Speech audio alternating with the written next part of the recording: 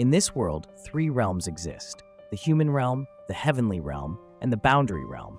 These realms thrive due to the presence of the spirit aura, a vital force that must circulate among them to sustain equilibrium. The black and white warriors, who ensure the flow of this spirit aura, hail from the boundary realm. On a moonless night, two young black and white warriors are locked in fierce combat with a smoky beast. Abruptly, the monster's claws snatch one of the kids into the air, while the other screams, "Xiaobai!" An alarm clock rings, rousing Xiaohai, who rushes to wake his sister Xiaobai.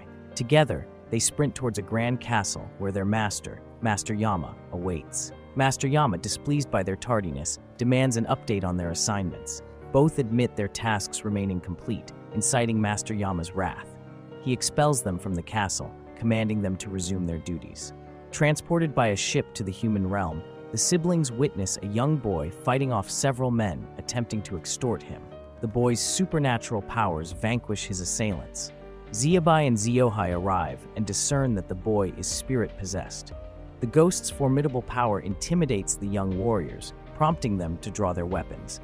Opting for a defensive strategy, they attempt to evade and wear down their adversary.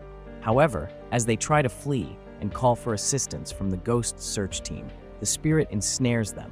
They confront a mysterious force, recognizing it as the beast they had fought earlier.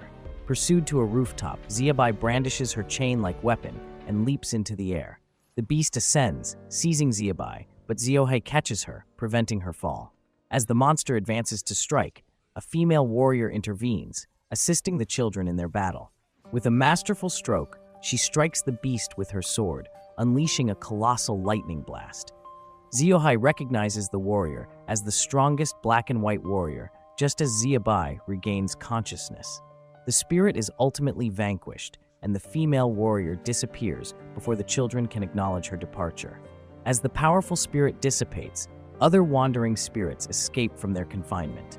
A team rushes to secure the seals and alert the palaces in the other realms. Meanwhile, Master Yama reprimands Xiaobai and Xiaohai for their failure to slay the wandering spirit. Unexpectedly, General Zhang Qiwi arrives at Master Yama's residence. He is revealed to be the guardian of the spirit-possessed child, and even requests that Master Yama allow them to stay temporarily at his home. Zhang predicts the imminent breach of the seals of Tiantai, as Yama's secretary assigns the children another mission. Back in the human realm, Xiaobai and Xiaohai observe a cartoonist at work. Their mission is to orchestrate the man's death to appear accidental, ensuring his soul is transported to the boundary realm. They follow the man as he enters a cab, searching for a flower pot to drop on his head. Meanwhile, beneath the water, ghosts attempt to escape the seal. Xiaohai, disguised as a homeless person, tries to delay the cartoonist while Xiaobai searches for a flower pot. When the man offers Xiaohai money, he declines, saying it won't even buy a meal.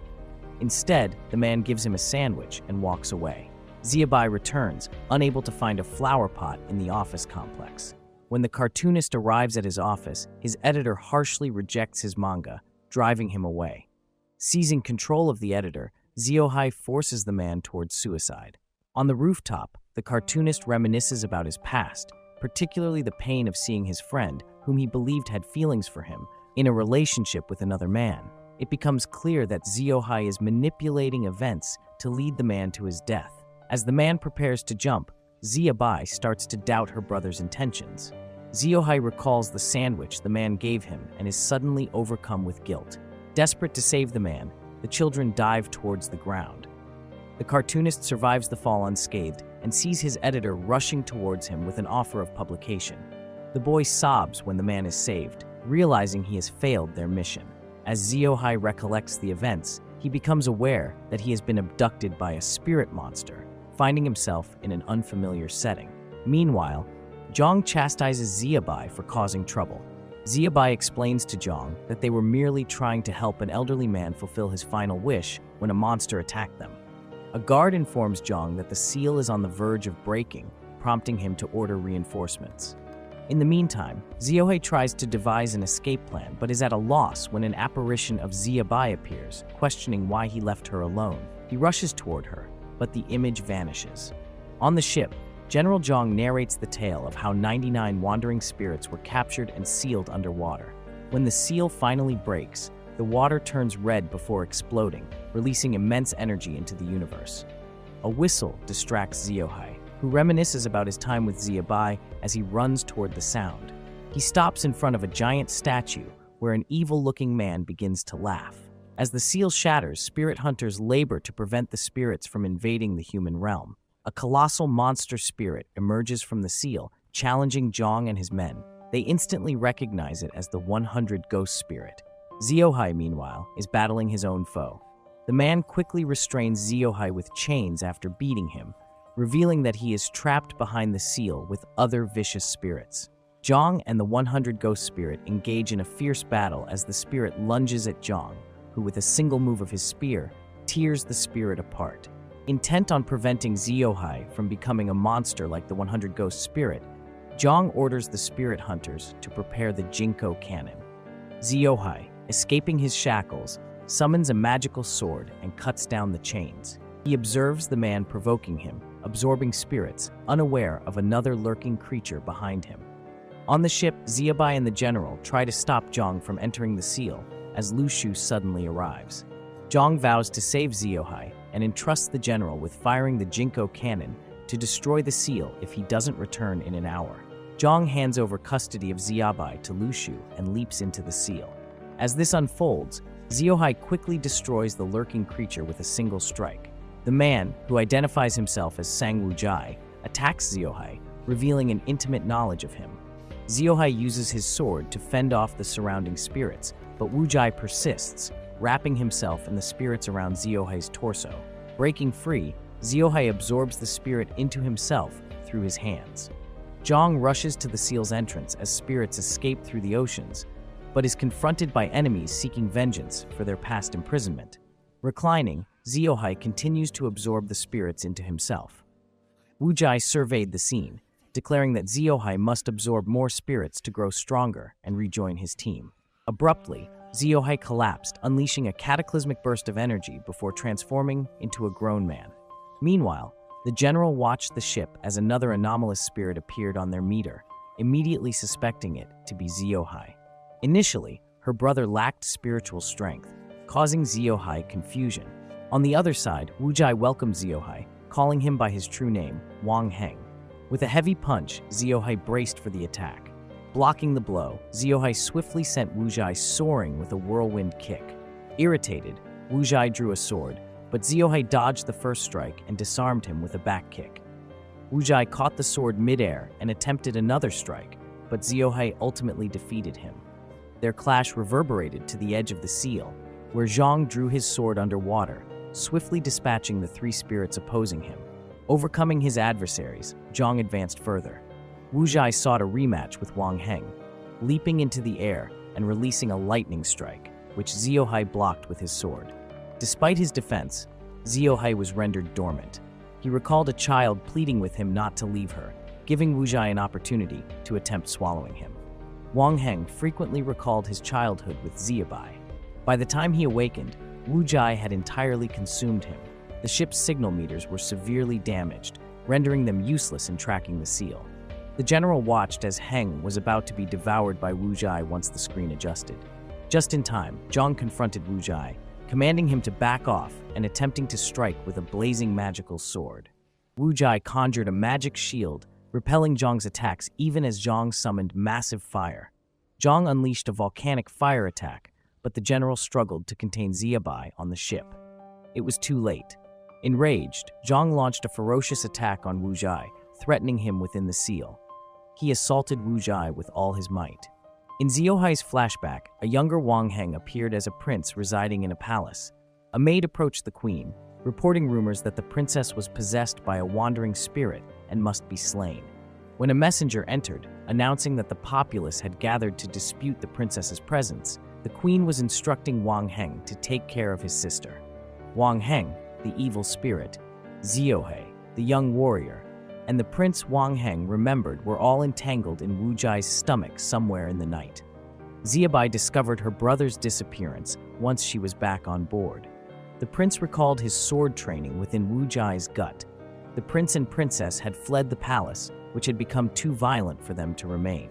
The Jinko cannon had been readied.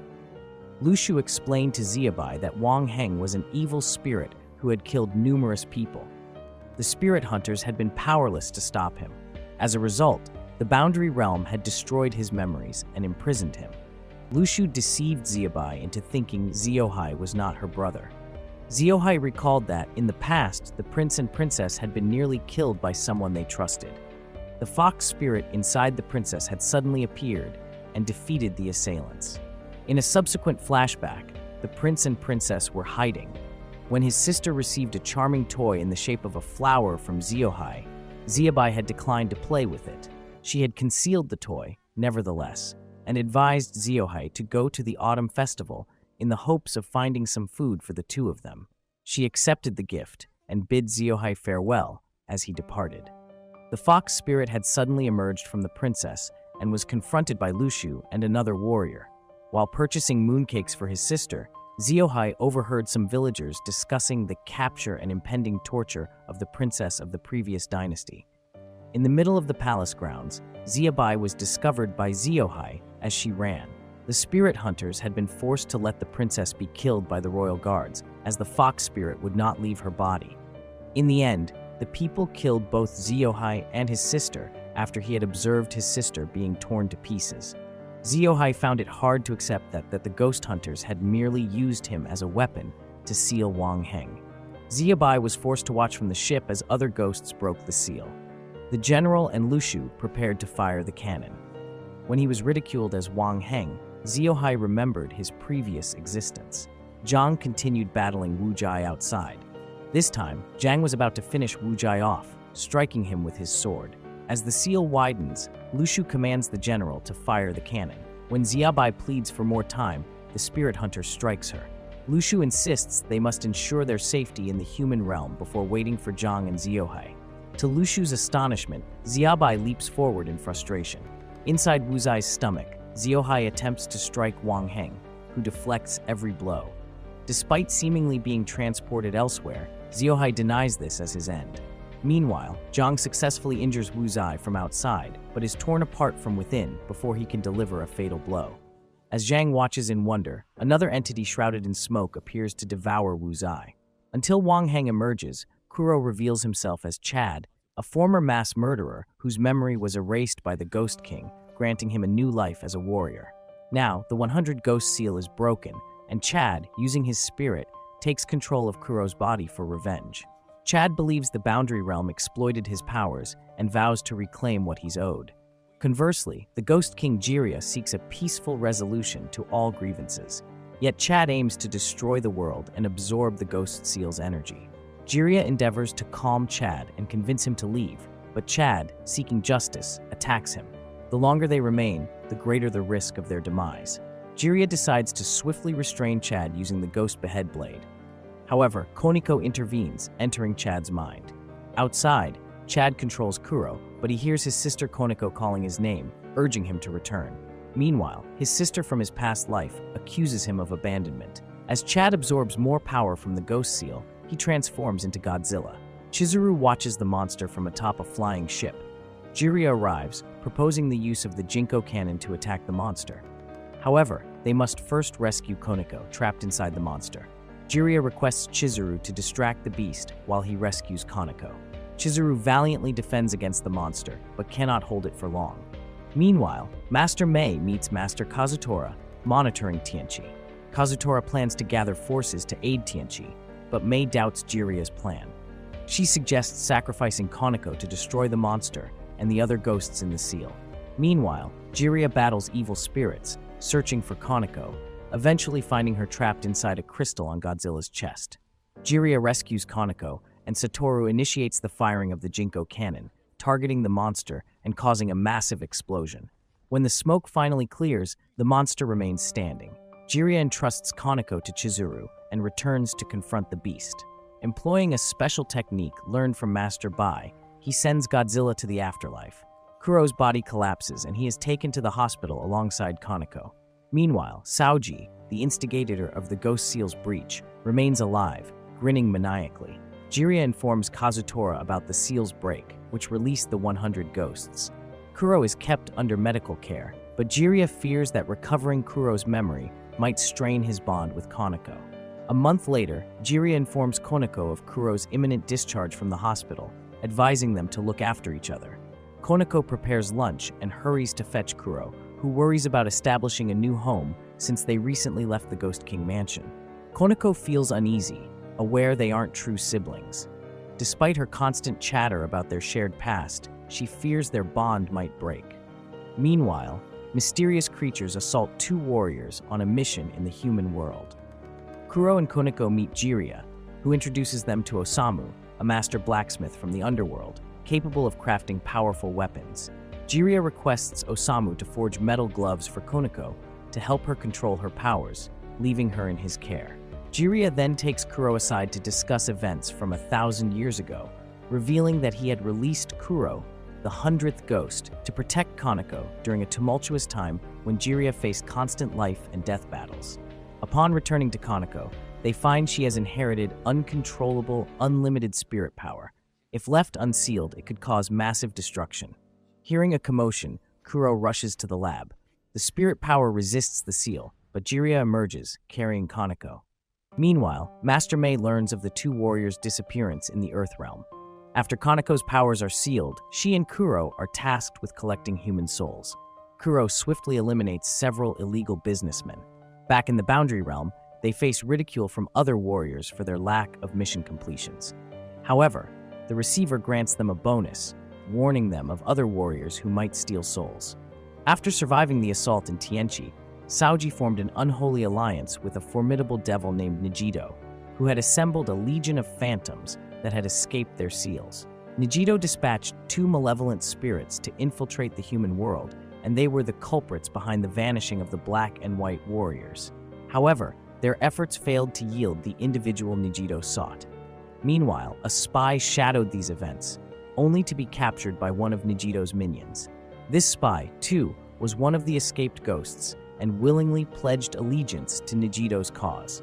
Granting Saoji another opportunity, Nijito commanded him to search the Boundary Realm for the desired individual. Meanwhile, Kuro and Konako went to the ice cream parlor to celebrate their recent victory. There, Konako noticed a nearby spirit hunting team. Suddenly, the ghost they had captured charged at Kuro, but the team apprehended him just in time. In an instant, Kuro was plunged into a terrifying hallucination, witnessing his loved ones dead and being accused of their murder by Chad. His sister's urgent voice pulled him back to reality, urging him to join her for dinner at a restaurant. When the server inquired about the number of tasks Kuro had completed, she was astounded and impressed by his reply of 100, the highest any warrior had achieved in a single day. His sister interrupted, urging him to order food, but the hallucinations returned. He excused himself and rushed outside, with his sister trailing after him. In a secluded corner of the street, Kuro encountered Saoji, who launched an attack. Struggling to defend himself, Kuro was mocked by Saoji, which ignited the malevolent spirit within him. Overcome by rage, Kuro annihilated both his assailants, but he kept this encounter from his sister, who already knew of his true nature as an evil ghost. Nijito, informed of Saoji's failure, dispatched another formidable ace to complete the mission. The spirit hunting team, in their quest, assaulted a house to capture a wandering ghost, unaware that their target was Muzan, the 9th-ranked ghost from the Seal. The news of the missing black and white warriors in the human realm had spread throughout the city. Kazutora surmised that the escaped ghosts were the source of the chaos and urged the black and white warriors to exercise caution, especially those stationed in the human realm. Hiro and Konako, watching the news together, felt the weight of the unfolding events. Though concerned, Konako was reassured by her brother's vow to always protect her. Resolute, they decided to continue their duty, venturing into the human realm for their next task: to collect the soul of a female athlete on the brink of death due to excessive drug use. When informed of her impending fate, she dismissed it lightly and proceeded to compete in the race. Hiro turned to his sister and said, "You should handle this task so you can learn the ropes." The race was about to begin, and the girl destined to die had simple dreams: to excel in athletics, secure good grades, and earn a substantial income to gain independence. As the race commenced, Hiro waited for the opportune moment. Suddenly, black and white warriors who had once accused him of cheating swooped in and captured the girl's soul. Anger flared within him as they robbed them of their target, but the other warriors were indifferent, driven by their love for killing. When Koniko called them disgusting, they attacked. One of the warriors pinned Hiro down, ready to decapitate him. Unable to stand by any longer, Koniko prepared to fight. Just then, an ominous presence disrupted the scene. Muzan, the evil ghost, had arrived. Jiraiya, meanwhile, was investigating Muzan's case when he received word that contact with two warriors in the human realm had been lost. In the human realm, Hiro saw an opportunity to escape with his sister, while some warriors engaged Muzan. Though they managed to hold Muzan off temporarily, it was clear they would eventually fall. Koniko was horrified by how easily Hiro was letting others die, even the athlete who wasn't truly evil. She confronted him about his newfound coldness, but he offered no answer. After Muzan slaughtered the other warriors, he pursued the siblings. Hiro feared his identity as an evil ghost was exposed, but Muzan's target was Koniko.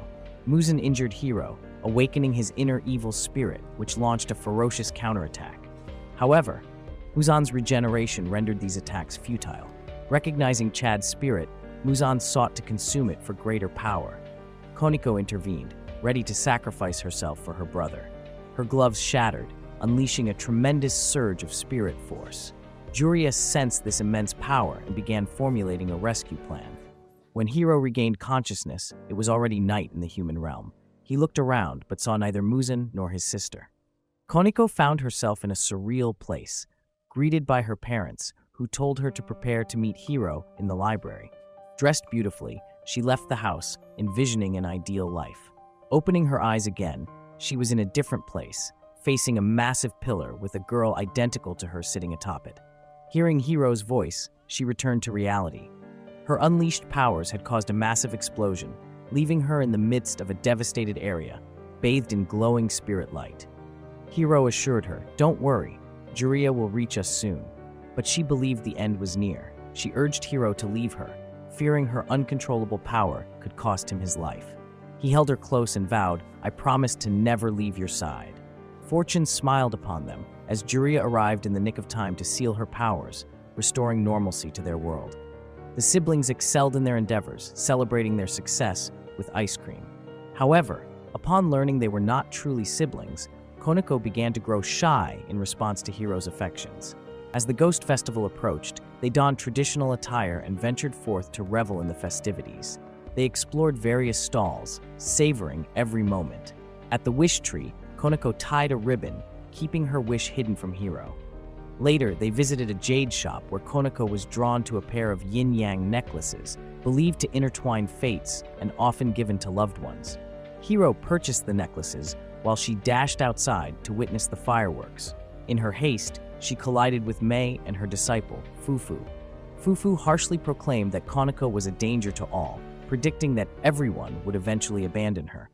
Hiro found Koniko seated by the wish tree, despondent over missing the chance to watch the fireworks with him. Determined to lift her spirits, he hurried back to request another round of fireworks and returned with some crackers to light together. Overwhelmed with emotion, she confessed that Mei was her mother, who had forsaken her due to her uncontrollable powers. Believing death to be her only escape to prevent harm to others, she was taken aback when Hiro produced the yin-yang necklaces, placing one around her neck. He declared that their destinies were bound, promising they would always remain together. She smiled through her tears, holding his hand as they watched the fireworks.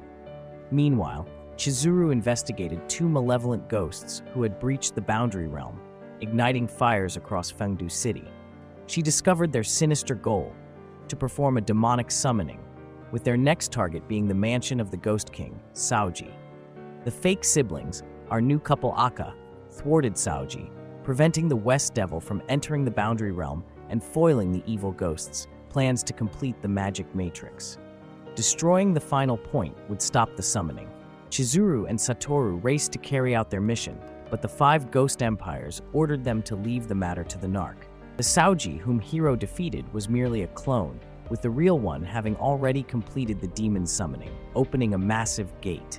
The banished devil, Najito, finally entered the boundary realm, freezing time and revealing to Koniko, "I am your father." Hiro and Koniko had believed themselves to be siblings until the recent revelation. With the breaking of the Ghost Seal, Hiro's memories returned, uncovering his true identity, one of the 100 evil ghosts imprisoned on Tanchai Island. The Ghost King Jiraiya had erased Hiro's memories and tasked him with protecting Konako as her brother and partner. However, Chad, a separate entity within Hiro, occasionally awakens. Konako, on the other hand, is the daughter of Mei, who abandoned her due to her uncontrollable powers. When the seal of Tanchai was broken, several ghosts escaped, opening the gate of hell and allowing the notorious demon Najito, Koniko's father, to enter the Boundary Realm. Numerous deadly demons followed, as Najito orchestrated a welcoming ceremony for his daughter to join the demonic world she belongs to. The deputy Ghost King Satoru and his hunting team valiantly battled the invading demons. Meanwhile, Hiro, switching to his Chad mode, erected a protective barrier around Konako and managed to slay several monsters. Najito revealed to Konako that she was the princess of the Western demonic world and that he had been barred from the Boundary Realm until now. With the gate open, he intended to take her back to his kingdom. Konako, however, wished to stay with her brother. Najito used his powers to change her clothes and hypnotize her into obedience. Hiro, attempting to channel a heroic "you shall not pass" moment, found himself woefully outmatched by Najito, who effortlessly broke his horns. Meanwhile, Jiraiya, languishing in jail, was unexpectedly aided by Chizuru. She had disguised herself and facilitated Jiraiya's escape, as he had been imprisoned for breaking the Ghost Seal and allowing Chad to roam, despite lacking his memories. The 5 Ghost Lords, Sawada, Hirako, Yamamoto, Shiro, and Itami, ruled the Boundary Realm. Yamamoto suggested letting Jiraiya handle Najito, believing that would resolve the issue.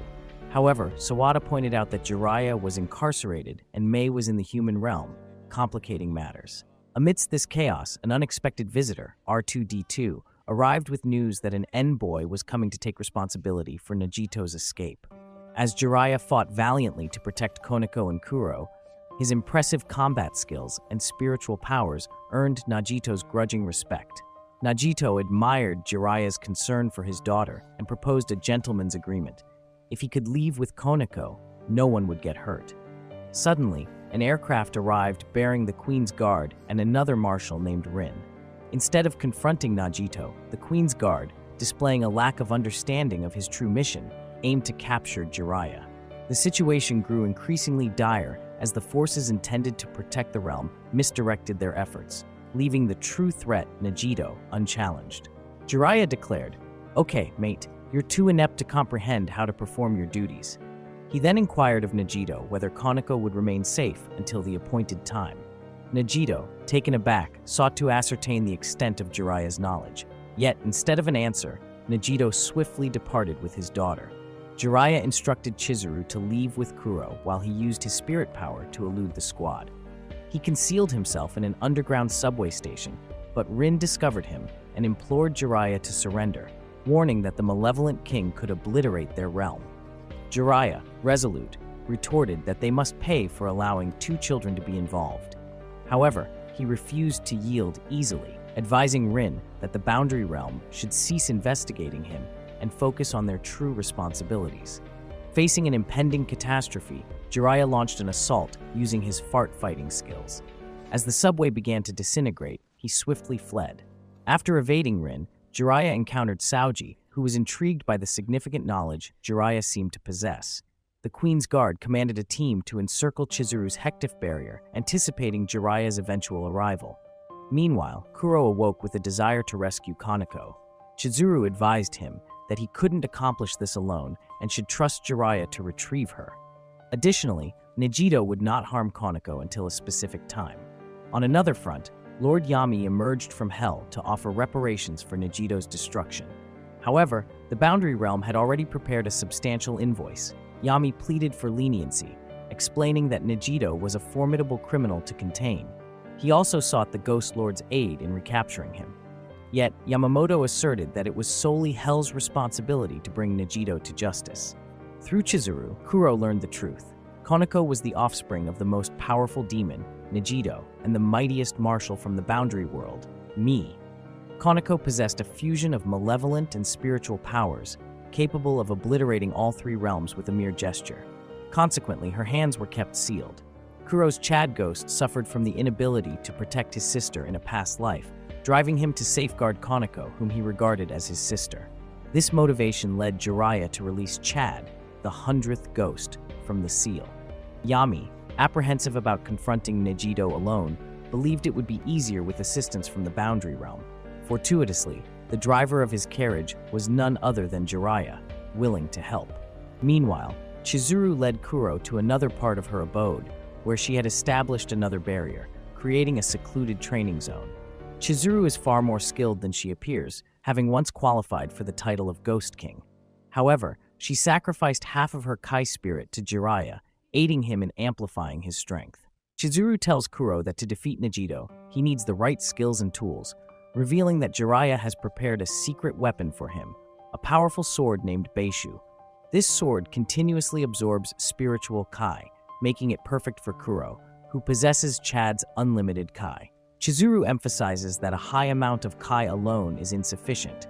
Kuro must learn to control his spiritual Kai to become a formidable warrior, a true Super Chad.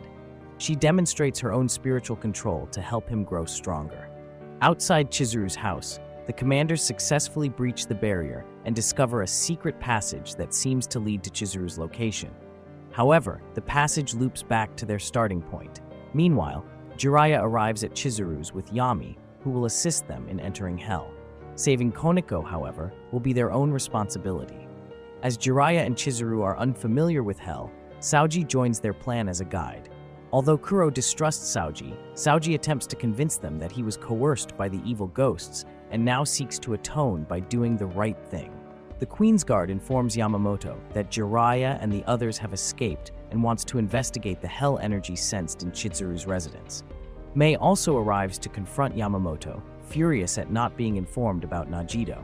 Enraged, she departs, instructing her disciple Fufu to stop following her as she intends to seek help elsewhere. Kuro and the group reach Hell.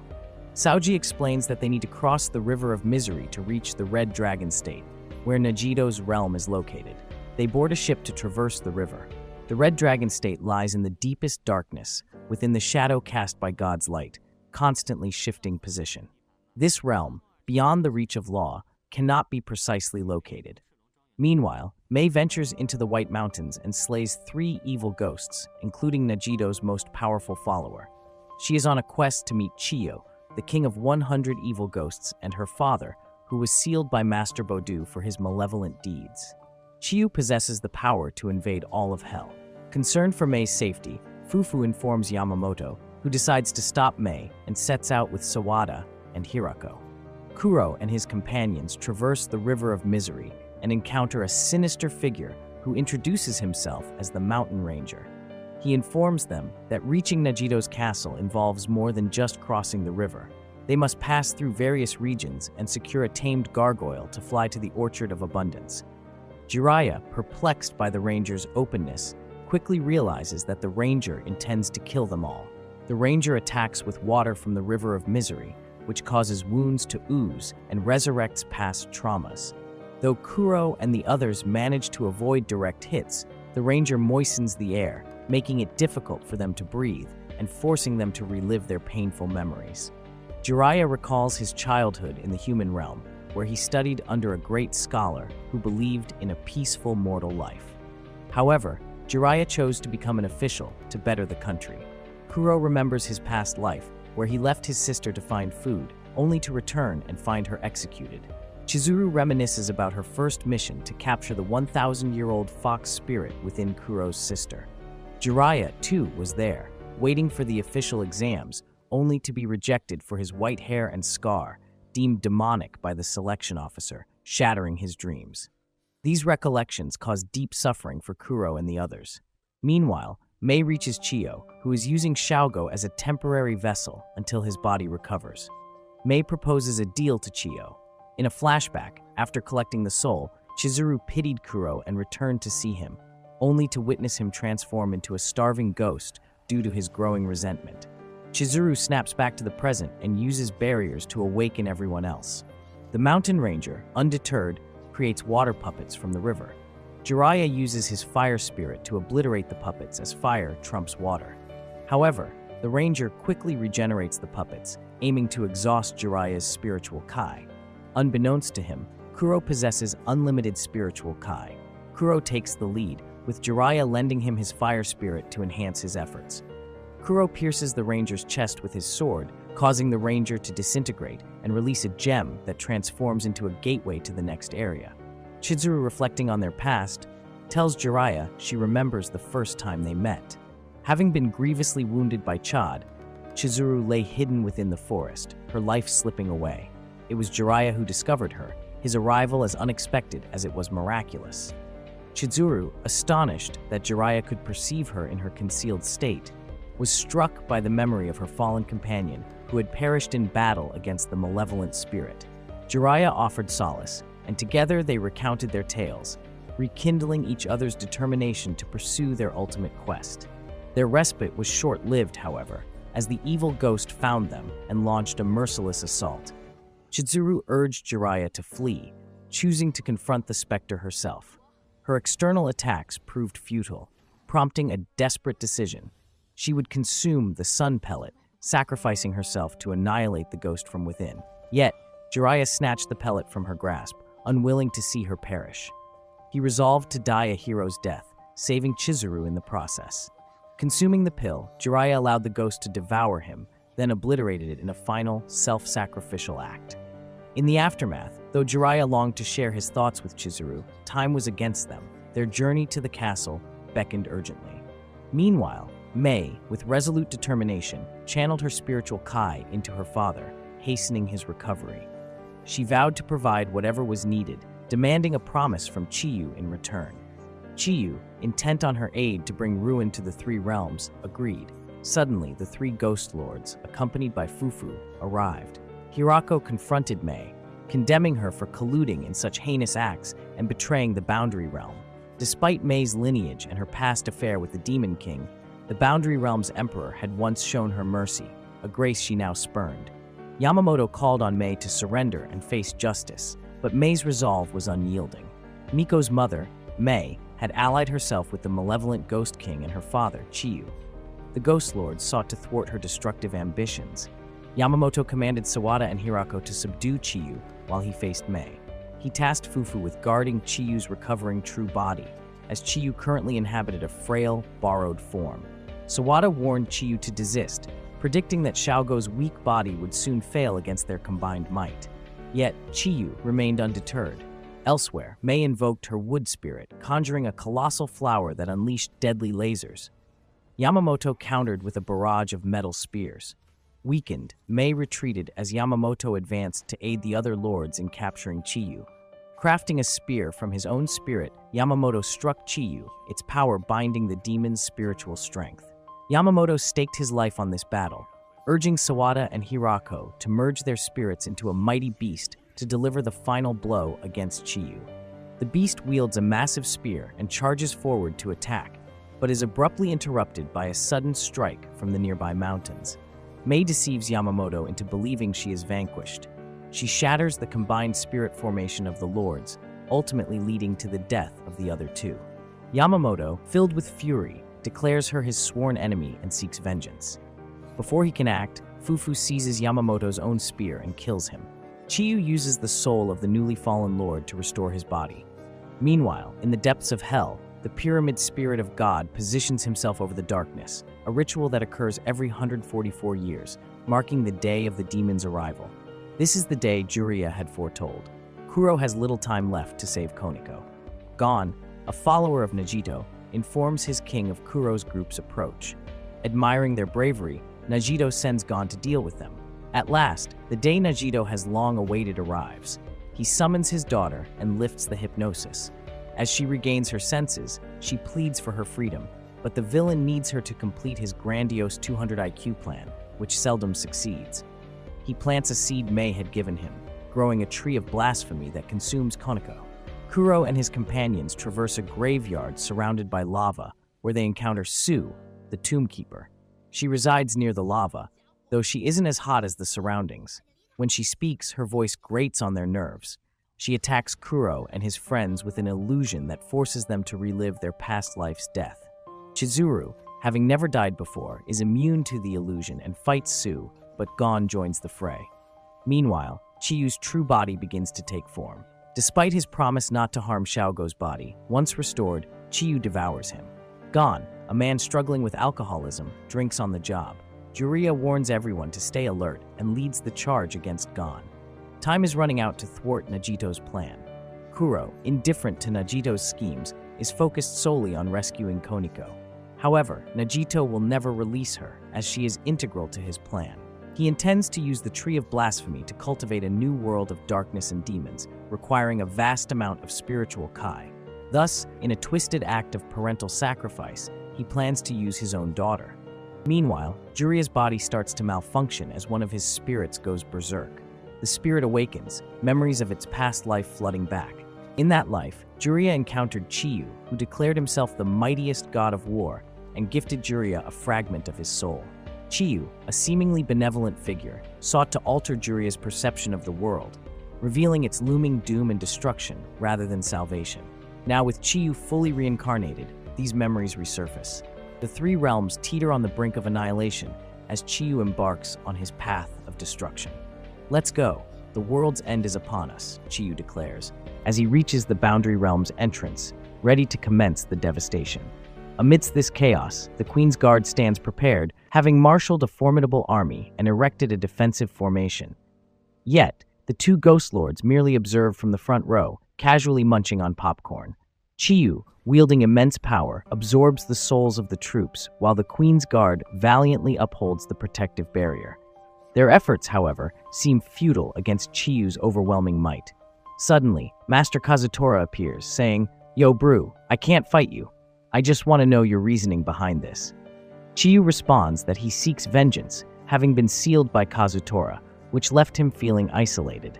As he speaks, the ground shatters, and a colossal beast emerges, a ravenous ghost too immense for the ghost seal, once buried in Fengdu City. With this behemoth, Chiyu is poised to obliterate the Boundary Realm. Kazutora tries to reason, pointing out that Chiyu was sealed for his malevolent intentions to destroy the world. How will destroying the world make you less lonely? He wonders. Meanwhile, Satu arrives with 5 powerful Jinko cannons and launches an assault on Chiyu. Yet Chiyu effortlessly deflects the attacks with one hand, now stronger than ever and seemingly invincible. Despair looms as all hope appears lost. In the underworld, Hiro and his allies rush to bypass Gon and Ensue, facing Nanjito's loyal puppets. Gon and Ensue, condemned as demons in their childhood and burned alive, harbor a deep-seated hatred for the world. Their wish to become real demons and annihilate the world led them to Nanjito, who enlisted them in his grand scheme of destruction.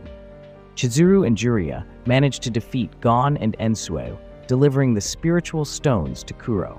With these, Kuro can finally become the true hero and challenge his beloved's father to rescue her. However, Saoji departs, his task of guiding them to the underworld complete. Now, Jiraiya must return to face Chiyu once more. Chizuru decides to follow Jiraiya, as a true waifu should. In a past battle with the ravenous ghost, Jiraiya lost his life, but Chizuru sacrificed half of her soul to revive him, a love story far better than Twilight. Arriving in the Boundary Realm, Jiraiya is reinstated as the Ghost King by the Queen's Guard, who jokes that Jiraiya's long hat is to hide his small head. Jiraiya attempts to reason with Chiyu, revealing that he is the boy to whom Chiyu once gave a part of his soul. Chiyu, however, reacts with the disappointment of an Asian parent when their child fails at math, lamenting that Jiraiya hasn't changed. Still a kid trying to save the world, he scoffs. Jiraiya responds, "But I'm the chosen one, destined to defeat you." As the Queen's Guard and his troops prepare to face Xingtian, Jiraiya readies himself to confront Chiyu with all his might. Meanwhile, Mei and Fufu infiltrate Nanjito's castle. Mei attacks Nanjito but hesitates to kill him, realizing she still harbors feelings for him. Nanjito exploits this, embracing Mei to lower her guard before mercilessly stabbing her and extracting the second seed of the Tree of Blasphemy. Nanjito plans to merge Mei's Kai with Konoko's to empower the Tree of Blasphemy enough to destroy the heavens and gods. Unexpectedly, Mei sacrifices Fufu to disrupt the tree's growth. "I'm sorry, mate. I've only kept you as my happy puppy for this moment," she says. Fufu dies content, knowing she helped her beloved lord. As the Tree of Blasphemy withers, Konoko is freed and hears her mother's final words. Mei never intended to abandon her. she kept her distance to protect Kaneko from the tree's tragic influence. Kaneko, with the strongest combination of spiritual Kai thanks to her parents and grandfather, learns that Mei's actions were out of love. Mei dies, but Nanjito remains undeterred. He transforms into an even more formidable demon, ready to use Kaneko once more to revive the Tree of Blasphemy and continue his quest for ultimate destruction. Nanjito hypnotizes Kaneko, but she breaks free when she hears Kuro's voice. He has finally come to save Kaneko, she thinks. That's my boy. Nanjito, disillusioned with a world ruled by gods, seeks to establish his own dominion. He fails to realize he's not the main character. Kuro doesn't care about who rules the world or if it ends. His sole concern is Kaneko, and he is willing to surpass any limit to save her. Though Nanjito defends against Kuro's attacks with a barrier, Kuro channels a massive amount of his Kai into Beishu, shattering the barrier. Nanjito, who had underestimated Kuro, now prepares to fight with his full strength. Essentially, our protagonist wants to waifu the villain's daughter, while the villain wants her to remain single. Descending from the castle, Nanjito surrounds Kuro with potent spiritual attacks. Meanwhile, in the Boundary Realm, Juria struggles against Chiyu, dodging attacks and seeking an opportunity to counter. Chiyu, growing weary of the prolonged battle, attempts to end it by summoning a red demonic flood to attack Juria. As the flood approaches, Juria closes his eyes and calls upon the spiritual Kai of the deceased across the universe, gathering it to create a massive spirit beast that defeats the demonic flood. Chiyu assumes Juria's spiritual Kai is exhausted, but Juria harbors not only his own soul and Chizuru's, but also more than 1,000 additional souls within him, the spiritual Kai of Mei. Mei, anticipating the demon's arrival, gave part of her soul to Juria, enabling him to conceal Chiyu's soul within his body. Instead of returning Chiyu's soul, Juria intends to absorb the remainder, a sacrifice that will result in both their deaths. This self-sacrifice is Juria's plan to save the three realms. Kazutora, Mei, and Juria had previously convened to discuss the impending arrival of demons. Mei disclosed Chiyu and Nanjito's intentions, believing Kuro would protect Kaneko and thwart Nanjito's plans, while Juria, possessing part of Chiyu's soul, was destined to defeat him. They had contingencies to prevent the collapse of the three realms, but Mei had a backup plan involving two seeds of blasphemy, one held by Nanjito and the other within Mei's body. She also nurtured a third seed, Chaos, to regrow the world if it collapsed, though it would require Kaneko's sacrifice. Juria initiates the soul-merging process. Despite Chiyu's attempts to hide within a barrier, it shatters, and his soul is absorbed, causing his body to vanish. This is Chiyu's destiny, as well as Juria's, whose body also disappears. The aftermath of Juria's actions kills Xingtian, but the three realms begin to collapse. Seizing this moment, Nanjito prepares to rule the new world, transforming into a colossal demonic beast. He believes those who oppose him do not deserve to live. Thus, he begins his rampage by assaulting Kuro, entombing him beneath a massive stone. Yet, Kuro survives and summons his Kai to metamorphose into a wolf spirit. With all his strength, he lunges at Nanjito, who defends himself fiercely. Nanjito seeks to use Kuro's horn to end his life. Unable to stand idle any longer, Kaneko intervenes to save Kuro. She finally matures into her complete form, a vision of beauty. She rises to shield the one dearest to her heart. Nanjito, intimidated by Kaneko's formidable Kai, retreats. From beneath the earth, demons seize Nanjito and drag him away. What? Is this truly the end for the villain? Saoji emerges to offer the Chaos Seed to Kuro, revealing it can cultivate the Tree of Blasphemy and save the three realms. Kuro, however, declines, not wanting Kaneko to perish. But Kaneko steps forward and accepts the seed. Though it means her life will end, she desires a world to endure where she and Kuro have shared countless precious moments. Fortunately, Mei has altered the seed so that it will liberate Kaneko once it ceases to grow. This process could span from 1,000 to 10,000 years. Kuro is prepared to wait as long as it takes, even beyond, to be reunited with his beloved. 750 years have since elapsed. Chizuru now leads a contented life as the mother of Juria's child. Saoji has forsaken his malevolent ways to live peacefully as a marshal. In Fengdu's city center, a grand statue stands in honor of the great Ghost King Juria. The newly appointed Ghost King is Kuro, who spends his days awaiting Kaneko's return. Fortunately, he can still see Kaneko as she rests in the crystal cage of the Tree of Blasphemy.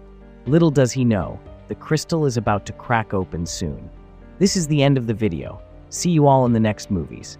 Don't forget to give me a like and a subscription. Thank you very much.